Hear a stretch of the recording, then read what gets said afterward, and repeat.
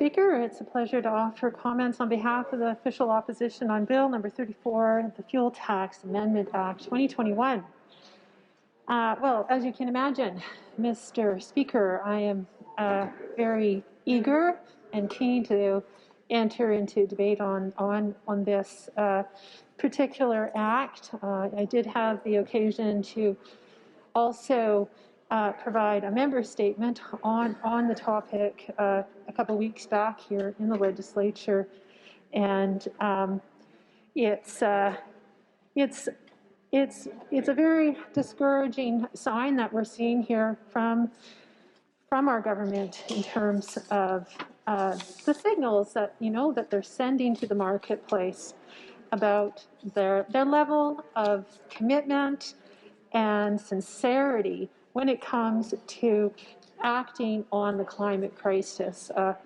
There's been some suggestion made that a lot of what motivated the government to act. We often talk about incentivizing the public. Well, it's curious also what incentivizes our provincial government to, in fact, act when they choose to lag or lead on any particular area of policy, and when they're in a very bold-faced way, taking a step that has been deemed a slap in the face to people who are, in a very sincere and genuine way, trying to make steps towards ensuring that we protect the planet and ensure sustainable lives and livelihoods for the people of Saskatchewan. And, I would almost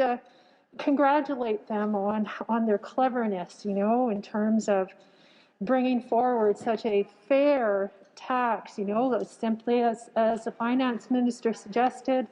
This is really just about ensuring that, we have revenue to cover the maintenance of our highways, and in the name of fairness. And it's a very curious application of the principle of fairness. I also would point to, principles of justice and intergenerational justice and environmental justice. And it takes a very narrow view, I'm very sad to say, of that principle, and one that very much is biased towards, I think, sadly so, a view of the world where it's one of personal freedoms, and to heck with the broader social costs of the actions of individuals. And I would just say that I did have a chance to look at a couple pieces of information in relation to this bill, and it has been pointed out that when it comes to that question about ensuring fairness around the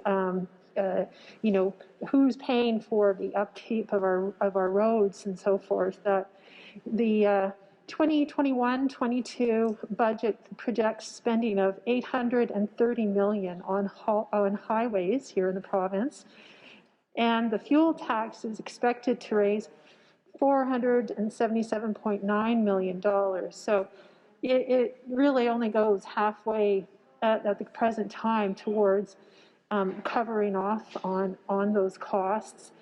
I'd also note that from 2008 to 22, fuel tax revenues totaled $6.8 billion, while $10.6 billion was spent on highways. And so, fuel taxes do only cover a part of the total costs of maintaining our highways.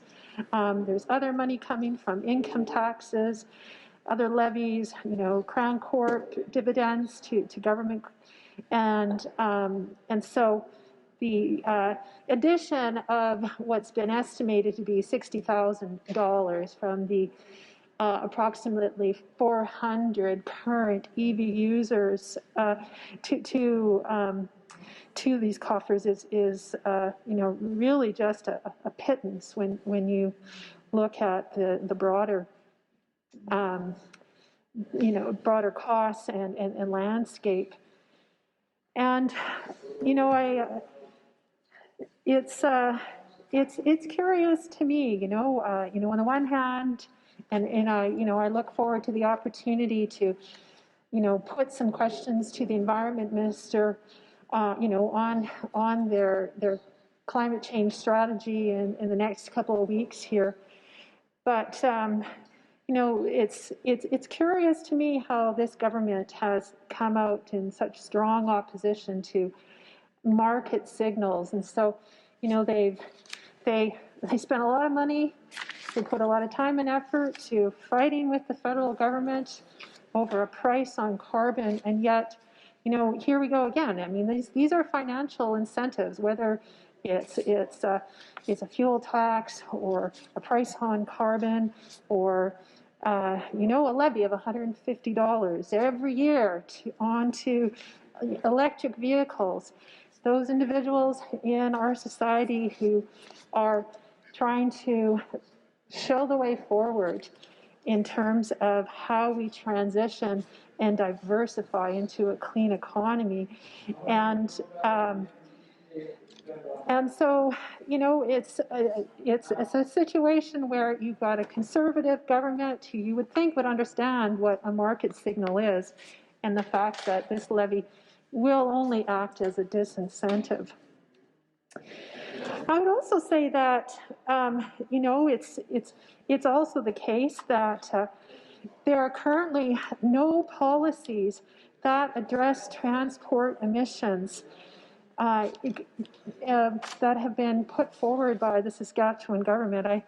I spent quite a bit of time this weekend. I would like to advising Mr. Speaker, having a look at that climate change strategy and the measures that are being undertaken purportedly to, do our fair share when it comes to addressing climate change here in Saskatchewan. And I'm very sad to say that there was nothing substantive when it actually comes to providing incentives to Saskatchewan people to make that transition to electric vehicles. And I'll maybe just take this next opportunity to share with the Speaker a few examples of what we're seeing in other jurisdictions. In BC, businesses are considering switching their fleet vehicles to electric ones, and may see a significant rebate that they'll be eligible for.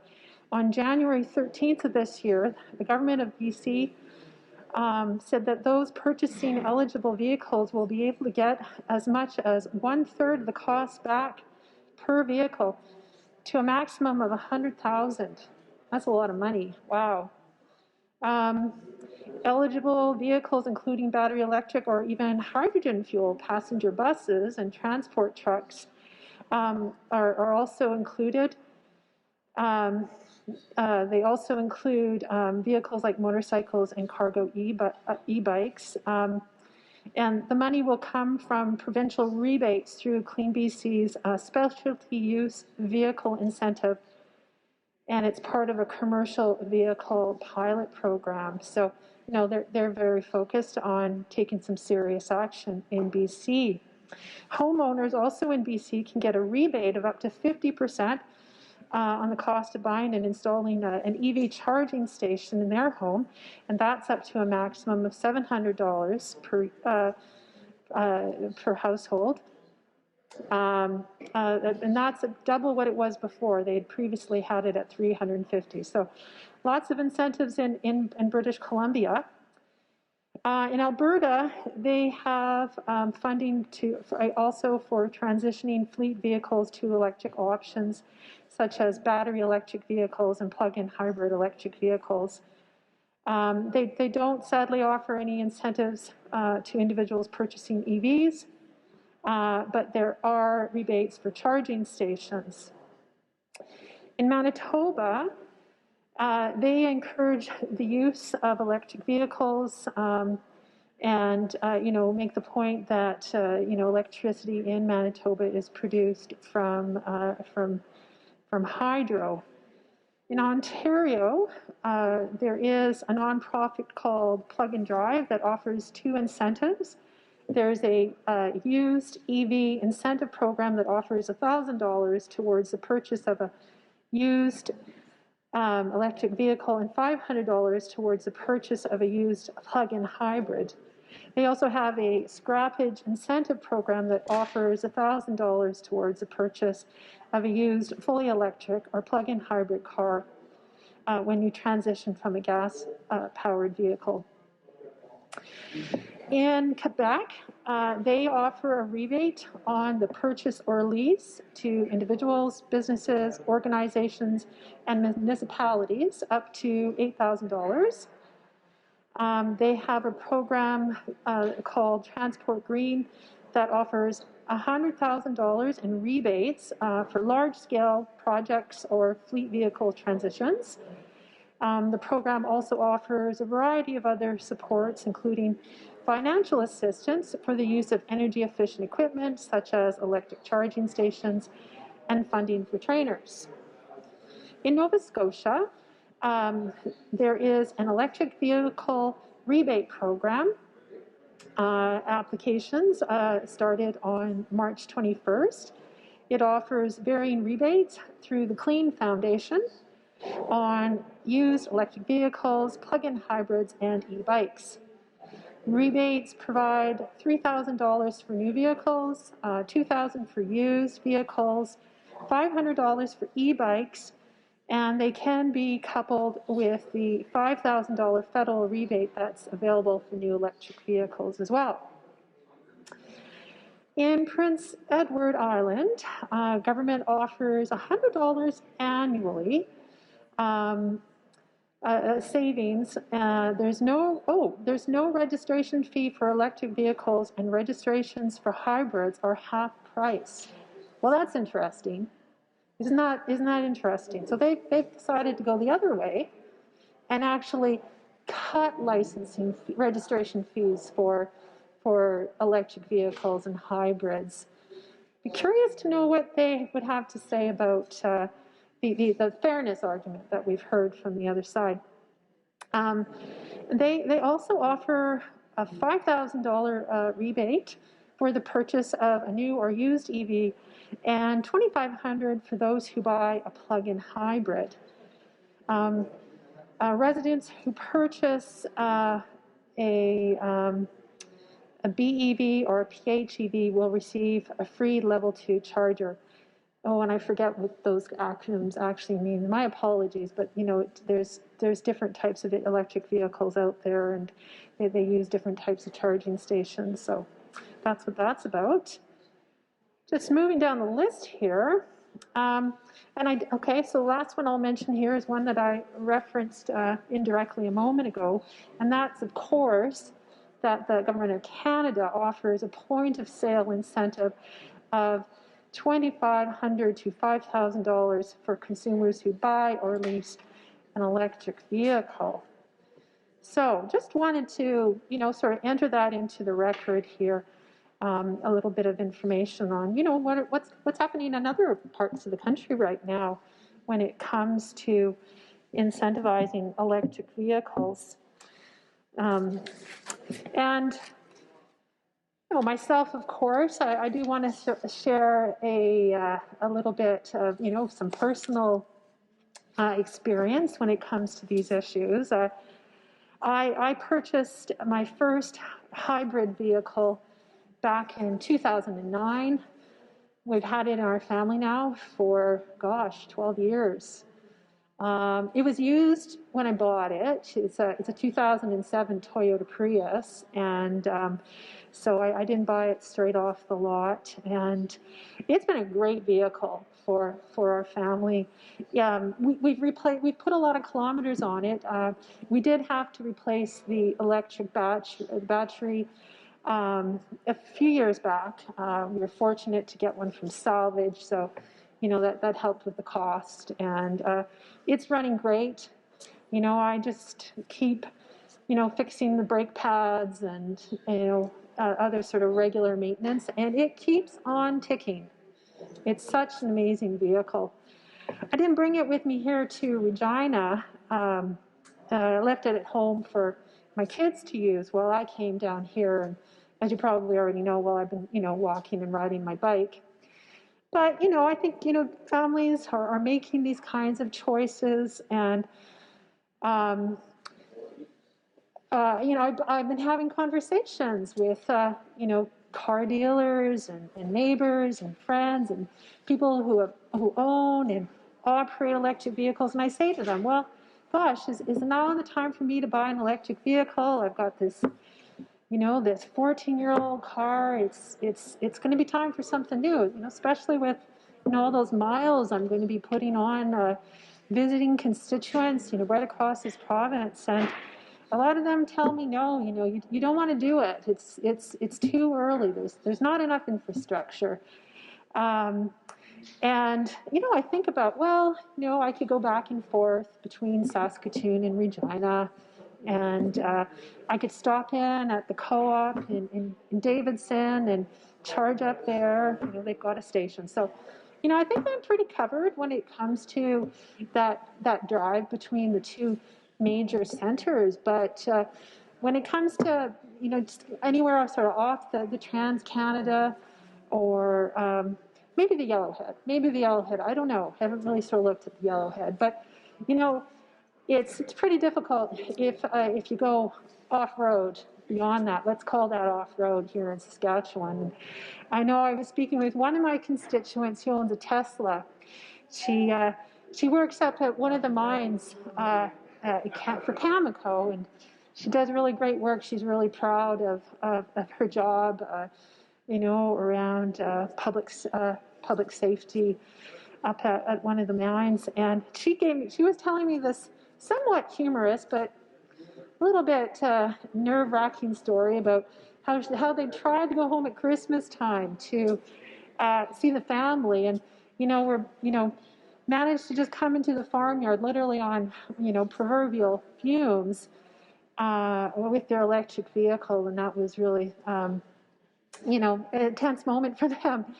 So whether it's going to Edmonton or Calgary or other points, it's tough. Being an early adopter of an electric vehicle here in the province. And it really does, I think it does feel like a slap in the face if you're putting out that kind of money and trying to make the right move, and then you're penalized in these ways with this 150 tax in the name of fairness, right? Oh my God, in the name of fairness. Such a crazy argument. And I've actually heard it mentioned that, and I found this really interesting. I found this very interesting, that some people are positing that the reason why this tax was brought in is that it was a form of Fed bashing. And I had to think about that for a bit, in terms of like, really? Is this, the feds aren't the ones who are actually going to be, have to bear the brunt of this punitive tax measure. It's the Saskatchewan people. But, some are saying, though, that because, our Sask Party government took the feds to court and lost, what a waste of time that was. Actually, it wasn't. I apologize. It wasn't a waste of time. We got a lot of, certainty out of that process. It became very clear that, the federal government does have a role to play when it comes to ensuring the national interest is upheld. So we all don't agree on a price on carbon. We've been very clear on that. But thank you for providing that certainty we needed to understand. Hey, I could have told you that 10 years ago, that it wasn't the national interest, but you chose, in the interest of the public, to take them to court. And yes, indeed, sure enough, we did find that out. So we thank you for that. We don't necessarily appreciate how much time and money you wasted to reach that, what was, for most people, fairly evident situation. But I digress, so apologies for that. Anyways, Mr. Speaker, I'm sorry I kind of lost track of where I was there for a moment, and let me try to get back, perhaps.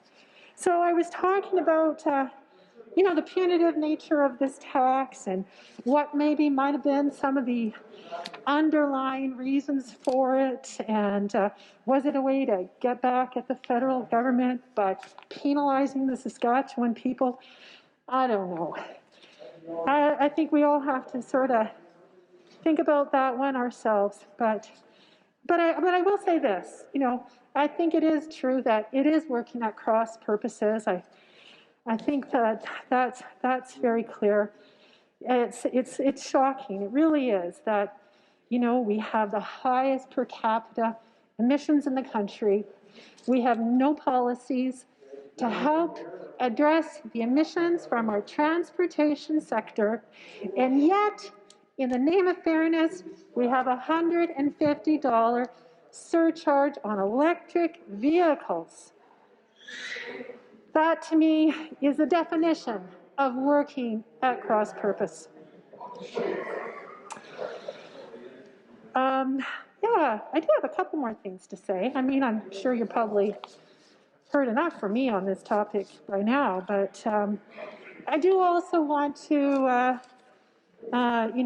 mention that there are some people and some organizations here in Saskatchewan that are doing a lot of yeoman's work to encourage, the industry and that transition happening.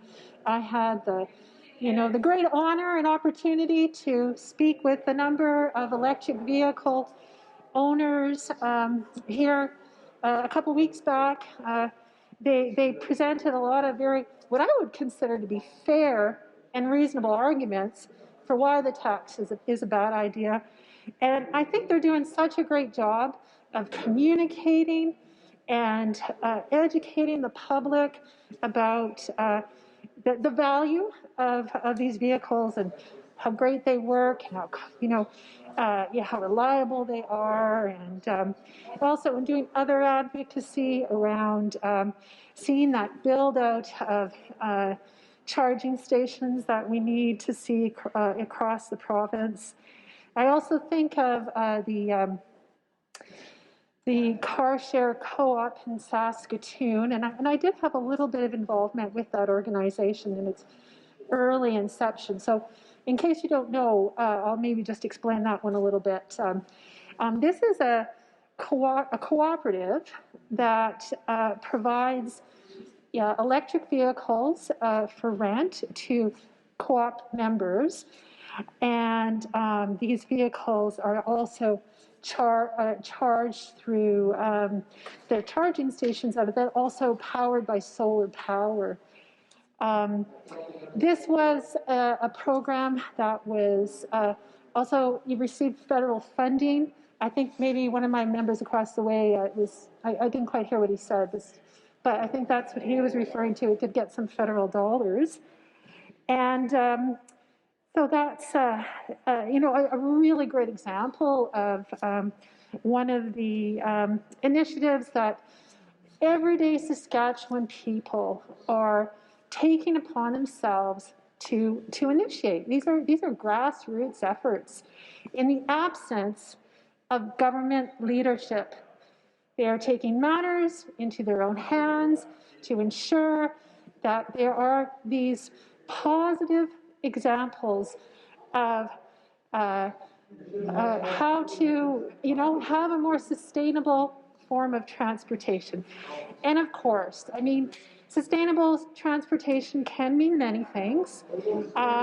It can include, active transportation like walking and cycling. It can mean carpooling, ride-sharing arrangements. And there's been a number of those through the years that have tried to get off the ground unsuccessfully due to lack of funding. And then, of course, vehicles that consume less fuel.